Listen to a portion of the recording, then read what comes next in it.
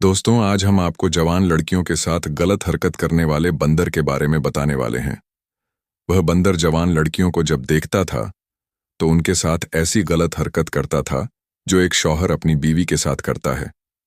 तो दोस्तों, वो बंदर लड़कियों के साथ गंदी हरकतें क्यों करता था? आइए सुनते हैं। बहुत पुरानी बात है, जब आलमी नक्शा आज के जैसा न था। मुल्कों की सरहदें जरा सी बात पर खिंच जाती थीं और तहजीब की पैरवी करने वालों की तादाद ज्यादा होती थी। उन्हीं जमीनों में बसा था एक पुरसुकून और पुरवकार मुल्क, रहस्यपुर। यह रियासत अपने हसीन मंजरों, लहलहाते बाघों और पुरस्रार वादियों के लिए मशहूर थी। यहाँ की आबो हवा में ऐसी नरमी थी कि लोग उसे बरकतों की सरजमीन कहते थे। रहस्यपुर का बादशाह था जमील शाह, एक ऐसा हाकिम जिसे अवाम सिर्फ बादशाह नहीं बल्कि एक रहमत समझती थी। जमील शाह किसी शाही ठाठ से ज्यादा इंसाफ और अदल के लिए जाना जाता था। उसकी अदालत में फरियादी डर के साए में नहीं बल्कि यकीन के साथ आते थे। शहर की गालियों में बच्चियां बेखौफ खेलतीं, औरतें अकेली खेतों तक जातीं और मर्द दिन भर की मेहनत के बाद इत्मीनान से छांव में बैठकर कह कहे लगाते। यूं लगता था जैसे वक्त थम गया हो, न कोई फिक्र न कोई फसाद। मगर कहते हैं ना, जब बहुत देर तक सुकून कायम रहे तो कुदरत किसी न किसी वसीले से इम्तिहान लेती है। रहस्यपुर भी अब उसी इम्तिहान की दहलीज पर था, और यह इम्तिहान कहीं बाहर से नहीं बल्कि उसी जमीन के अंदर छुपे एक साए से आने वाला था। किसी ने न सोचा था कि एक आम सी लगने वाली बात पूरे मुल्क के चैन को चूस लेगी। ये बात शुरू हुई रहस्यपुर की एक बस्ती नूर गली से, जहां की लड़कियां अपने हुनर और तहजीब की मिसाल मानी जाती थीं। वो गली हर वक्त हंसी की आवाज़ों और रूहानी नगमों से गूंजती थी, मगर अब वहां अजीब सी खामोशी तारी थी। दरवाजे अंदर से बंद, खिड़कियों पर मोटे पर्दे और गलियों में जैसे डर ने डेरा डाल लिया हो। नूर गली में जो खामोशी तारी थी वह महज तसव्वुर नहीं बल्कि किसी अनजान खतरे की दस्तक थी। मोहल्ले की औरतें जो हर सुबह एक दूसरे से सलाम दुआ किया करती थीं, अब दरवाज़ा खोलने से भी घबरा रही थीं। बच्चियां जो हर शाम चौक पर गीतों की महफिल जमाती थीं, अब अपने कमरे में खामोश बैठी रोशनी के हर अंश से डरने लगी थीं। और सबसे ज्यादा खौफ जिस बात ने फैलाया था वह थी वो अफवाह जो हर घर की दीवारों से टकरा रही थी कि गली में कोई जानवर घूम रहा है, मगर वो आम जानवर नहीं। वो न इंसान है न हैवान, बल्कि कुछ ऐसा जो दोनों के दरमियान लटका हुआ है।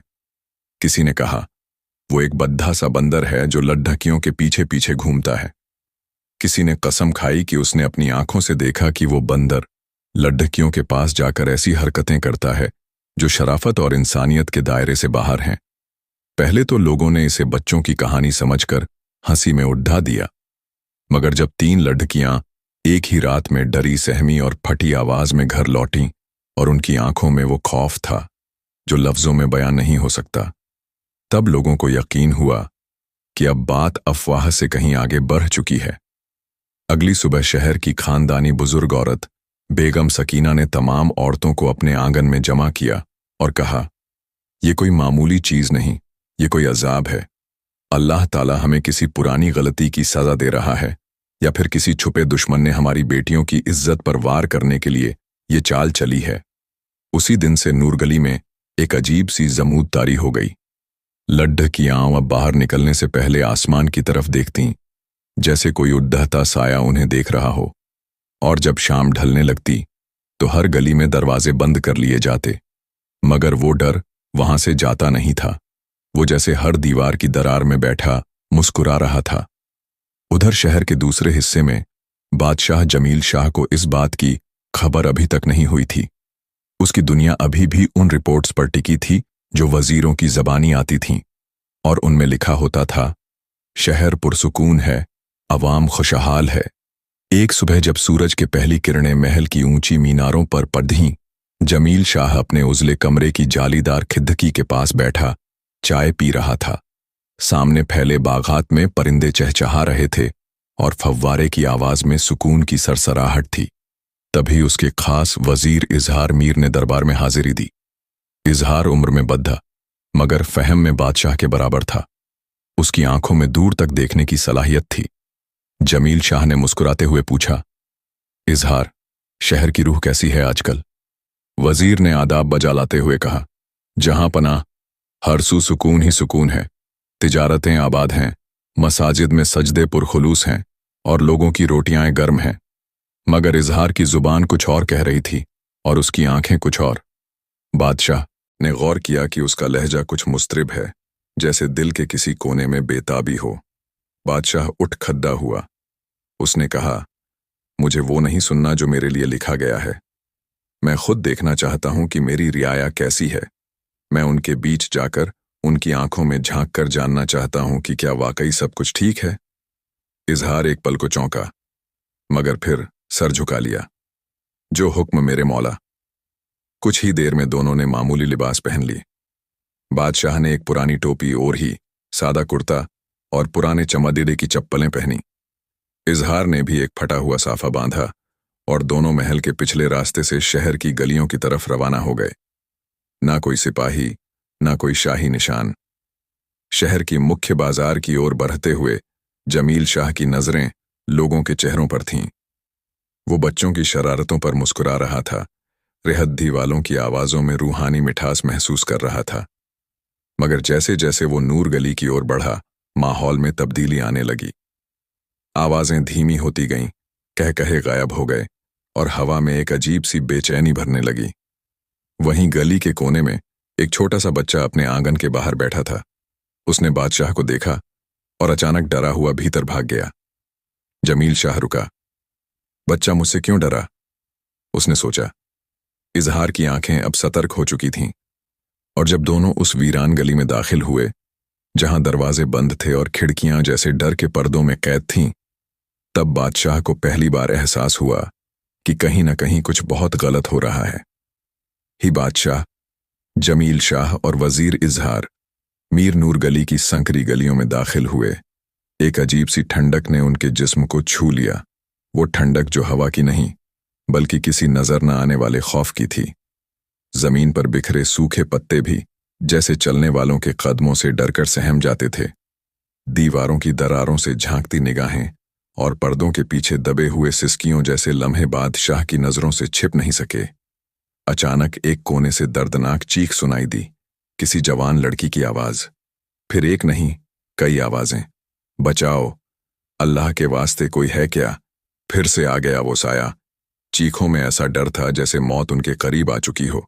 बादशाह और वजीर बिना किसी हिचकिचाहट के उस आवाज की तरफ दौड़े, और जैसे ही उन्होंने गली के उस मोड़ को पार किया, सामने का मंजर देखकर उनके कदम थम गए।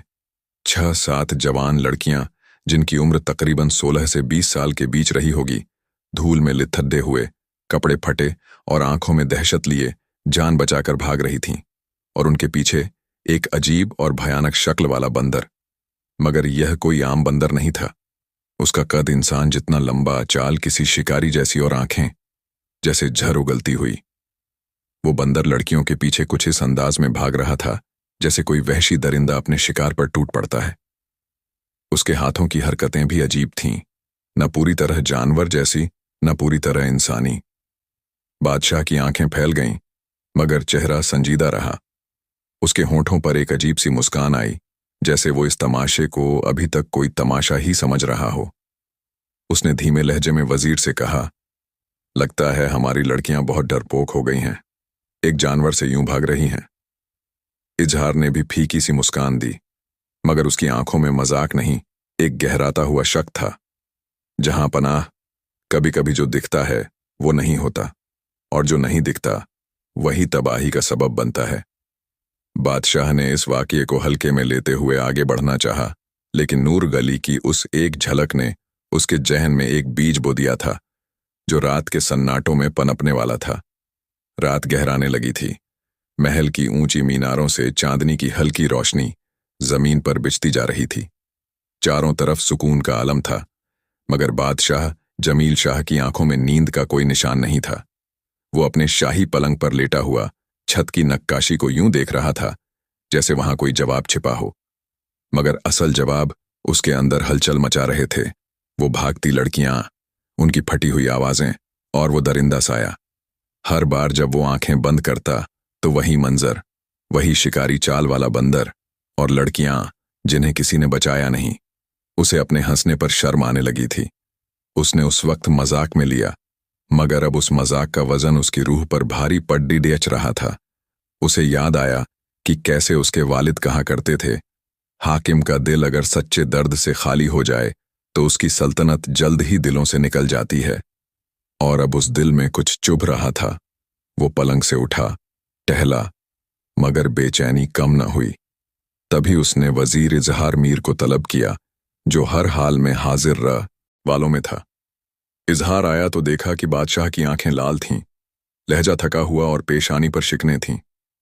जमील शाह ने कहा, इजहार, मुझे लगता है हम कुछ नजरअंदाज कर रहे हैं। वो जानवर आम नहीं था। उसकी हरकतें, उसकी आंखें, उसमें कोई वहशत छिपी थी। इजहार ने सिर झुकाया। जहां अपना मैं भी यही महसूस कर रहा था, और शायद हमें अब नूर गली की उन लड़कियों से खुद बात करनी चाहिए। जो डर उनकी आंखों में था, वो कहानी किसी अल्फाज से ज्यादा गहरी थी। बादशाह ने हामी भरी। कल सुबह हम वापस जाएंगे, मगर इस बार शाही तौर पर नहीं, बल्कि इंसानों की तरह। इस मर्ज की तशख़ीस करने के लिए हमें सच्चाई के पास जाना होगा, अफवाहों के नहीं। रात यूं ही करवटों में कटी, और महल की दीवारों में छुपी एक साया, वो रहस्यमयी बंदर, कहीं दूर से सब देख रहा था, जैसे वो जानता हो कि अब शिकार और शिकारी दोनों एक दूसरे की तलाश में निकलने वाले हैं। अगली सुबह जैसे ही सूरज की हल्की रोशनी शहर की टेढ़ी मेढ़ी गलियों पर पड़ी, बादशाह जमील शाह और वजीर इजहार मीर एक सादगी भरे लिबास में दोबारा नूर गली की तरफ रवाना हुए। मगर इस बार उनका मकसद महज देखना नहीं, बल्कि समझना था।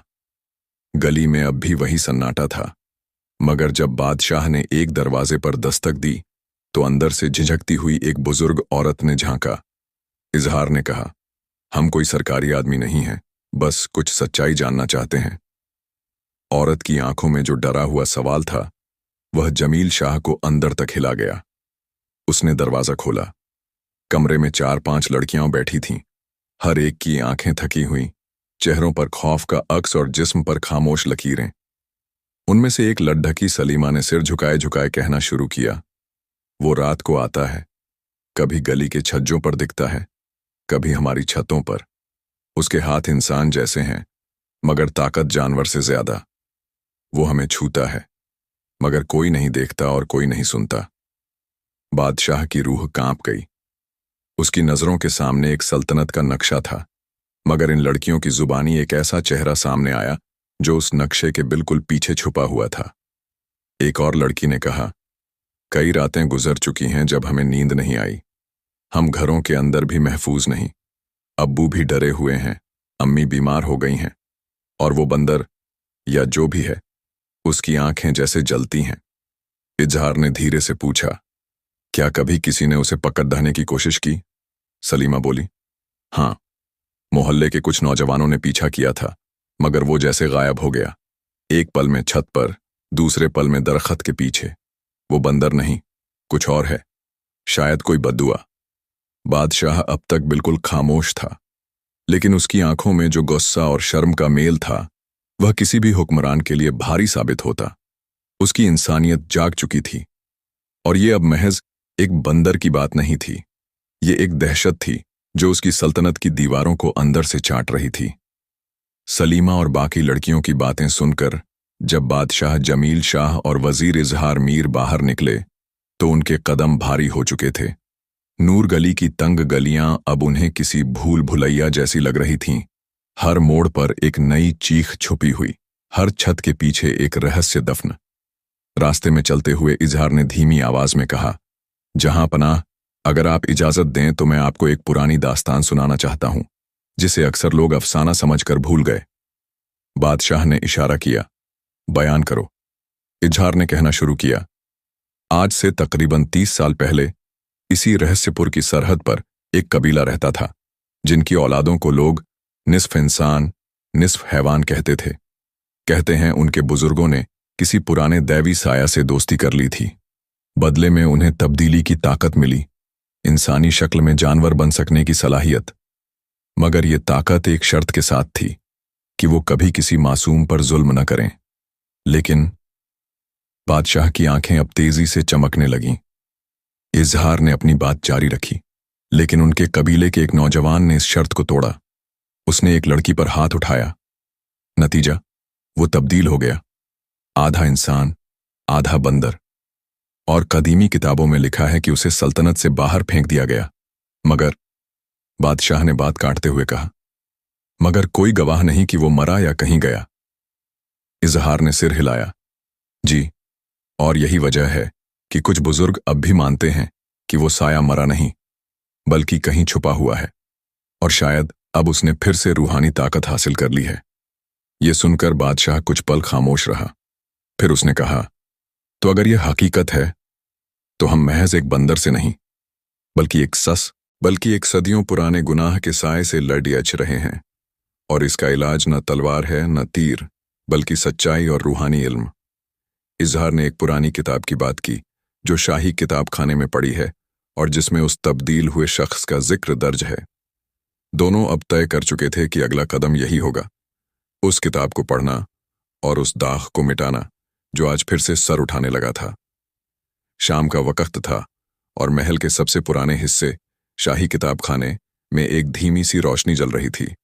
बादशाह जमील शाह और वजीर इजहार मीर अब उस इमारत में दाखिल हो चुके थे जहां सदियों से जमा किताबों की महक हर पन्ने से इबादत की तरह उठती थी। ये कोई मामूली लाइब्रेरी नहीं थी, बल्कि यहाँ वो दस्तावेज रखे थे जिनमें रहस्यपुर की तारीख, गुमनाम किस्से और भूले हुए जुर्म तक महफूज थे। एक बूढ़ा लाइब्रेरियन, मौलाना करीमुद्दीन, जो कि उस किताब खाने का रहनुमा था, बादशाह को देखकर कांपती आवाज में बोला, जमील शाह, आप यहाँ? बादशाह ने कहा, हमें वो किताब चाहिए मौलाना, जिसमें तब्दील इंसान की दास्तान दर्ज है। मौलाना की आंखें फैल गईं। आपको वो क्यों चाहिए हुजूर? इजहार ने धीरे से कहा, क्योंकि शायद वही अब वापस आ चुका है। मौलाना बिना सवाल किए एक पुराना संदूक खोलता है। उसमें एक मोटी, धूल से अटी किताब निकाली जाती है, जिसकी जिल्द पर उर्दू में सुनहरे हरूफ से लिखा था, तब्दीलियत के गुनहगार। किताब के पन्ने फड़फड़ाते हुए खुलते हैं और वहां एक नाम उभरता है, जफर अली, एक नौजवान जो कभी इंसानों की बस्ती का हिस्सा था, मगर जिस पर लानत की गई और जिसे तब्दील कर बाहर फेंका गया। पढ़ते पढ़ते बादशाह के होंठ सख्त हो गए। किताब में लिखा था कि जफर अली को एक जादू बंधा साया कहा जाता था, जो चांद की कुछ खास रातों में औरतं की मौजूदगी से अपने गुनाह की तासीर को दोबारा हासिल करता है। अगर उसे रोका न जाए तो वो धीरे धीरे पूरे इलाके पर अपनी वहशत तारी कर देता है। और तब पहली बार बादशाह को एहसास हुआ, यह महज किसी एक मोहल्ले की मुसीबत नहीं थी, यह एक आत्मिक जंग थी, जिसमें उसका मुकाबला ऐसे वजूद से था जो न पूरी तरह इंसान था, न जानवर, बल्कि गुनाह और बद्दुआ का जिंदा निशान था। किताब के आखिरी पन्ने में एक तरीका दर्ज था जिससे उस प्राणी को उसकी असलियत में रोका जा सकता था, मगर इसके लिए एक निहायत मुश्किल और खतरनाक काम करना था। जफर अली की रूह को नाम लेकर पुकारना और उसे उस जगह बुलाना जहां उसने गुनाह किया था। बादशाह की आंखें एकदम शांत हो गईं। अब वो जान चुका था कि उसे क्या करना है और किस रास्ते पर चलकर उस शिकारी साए को हमेशा के लिए मिटाना है। अब वक्त आ गया था जब डर से नहीं, हिम्मत से मुकाबला करना था। जमील शाह ने पूरे शहर में ऐलान करवाया कि आज रात चांद के निकलते ही नूर गली की वही पुरानी वीरान हवेली जहां सबसे पहली बार वो वहशी बंदर देखा गया था, वहां एक रूहानी मजलिस बुलाई जाएगी। मगर यह मजलिस इबादत की नहीं, एक टकराव की थी, गुनाह और हकीकत के बीच। वजीर इजहार ने खास तौर पर कुछ हाफिज, दरवेश और रूहानी इल्म जानने वालों को बुलवाया। सबका मकसद सिर्फ एक था, जफर अली की रूह को उसी के नाम से पुकार कर उसके सामने लाना। मगर यह कोई आसान अमल नहीं था। किताब में साफ लिखा था, अगर पुकारने वाला डर जाए या झूठ बोले तो वह साया और ताकतवर हो जाएगा। रात गहराने लगी। हवेली के आस पास दिए जलाए गए, लेकिन अंदर हर चीज अंधेरे में डूबी थी। जमील शाह खुद वहां मौजूद था, एक राजा नहीं, एक इंसान बनकर। उसके पास कोई तलवार नहीं थी, सिर्फ यकीन था। इजहार मीर ने किताब का आखिरी पन्ना खोला और वहां लिखा था, उस जगह पुकारो जहां उसने पहली बार जुल्म किया था, और वो लड़की पास हो जिसने सबसे पहले उस दर्द को सहा हो। बादशाह ने सलीमा को बुलाया। वो घबराई हुई थी, मगर उसकी आंखों में अब भी साहस की एक छोटी लौ थी। उसे उस हवेली के बीचों बीच बिठाया गया और मौलाना करीमुद्दीन ने रूहानी आयतें पढ़नी शुरू की। फिर एकदम सन्नाटा हो गया। इजहार ने गहरी आवाज में कहा, जफर अली, तेरे गुनाह आज तुझसे जवाब मांगते हैं। अगर तू है तो सामने आ, तुझे तेरे नाम से बुला रहे हैं, उस जमीन पर जहां तूने रूहानी कानून तोड़ा। एक पल, दो पल, फिर जैसे हवेली की दीवारें कांपने लगीं, दरवाजे अपने आप चरचराने लगे और हवा एक तेज चीख की तरह अंदर घुसी। फिर वो आया, वो बंदर, वही शिकारी साया, मगर अब उसकी चाल पहले जैसी वहशी नहीं थी। वो जैसे किसी नजरबंद साया की तरह सर झुकाए हुए आया। उसकी आंखें अब जल नहीं रही थीं, मगर उनमें एक अजीब सी गुज़िश्ता सज्जा का अफसोस था। सलीमा कांपती हुई जमील शाह के पास जा खड़ी हुई और कहा, यही है, यही वो था। अब आखिरी काम बाकी था, उस रूह को हमेशा के लिए बांधने का। मगर यह आसान नहीं था। जफर अली की रूह आखिरी बार फड़फड़ाने वाली थी, और हवेली अब एक मैदान ए जंग बन चुकी हवेली अब डर और दुआओं का मिला-जुला समंदर बन चुकी थी। जफर अली की रूह, जो अब आधे इंसान और आधे दरिंदे की सूरत में सामने थी, उसकी आंखों में वहशत और पछतावे का अजीब सा इत्तेहाद नजर आ रहा था। मौलाना करीमुद्दीन ने आवाज बुलंद की, जफर अली, तू अपने जुर्म का इकरार कर, वरना ये रूहानी दायरा तुझे इस जमीन से मिटा देगा। जफर अली की गर्दन झुकी हुई थी, मगर एकदम से वो चीख कर उठ खड़ा हुआ। मैंने चाहा नहीं था। ये सब उस सज्जा की वजह से हुआ जो मुझे न समझी में मिली। मुझे इंसान होने का हक दोबारा चाहिए।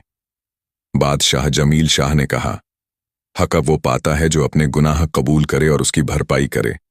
तेरे जैसे को इंसान बनाना नहीं, तुझसे इंसानियत का हिसाब लेना जरूरी है।